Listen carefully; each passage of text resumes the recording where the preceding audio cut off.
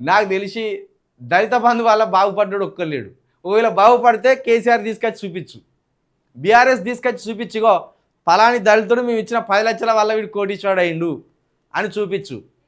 ఒకవేళ 10 లక్షలతోటి ₹1 కోటి సంపాదించిన దళితుడు ఎవడన్నా ఉంటే దయచేసి కేసీఆర్నన్నా కేటీఆర్నన్నా అదే తెలంగాణ భవన్కు తీసుకొచ్చి చూపిమాను. 100% అప్పుడు నేను వాళ్ళను అభినందిస్తా. కేసీఆర్ ఇచ్చిన 10 లక్షలతోటి ఒక్క మాదిగైనా ఒక మాలైనా లేకపోతే ఈ 58 ఎస్సీ కులాలలో ఎవరైనా బాగుపడి కోటీశ్వరులు అయితే, దళిత బంధుతోటి కోటీశ్వరులు అయితే ఖచ్చితంగా వాళ్ళని అభినందిస్తా, కేసీఆర్కు సెల్యూడు కొడతా.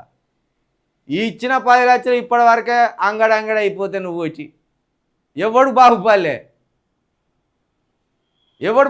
అంత వచ్చింది. ఇంకా పైగా ఈ 10 లక్షలు ఇచ్చినామనే పేరుతోటి ఎస్సీ కార్పొరేషన్ మూతేసింది, ఎస్సీ ఇండస్ట్రీ మూతేసింది. ఎస్సీ కార్పొరేషన్లో లోన్లే లేవు.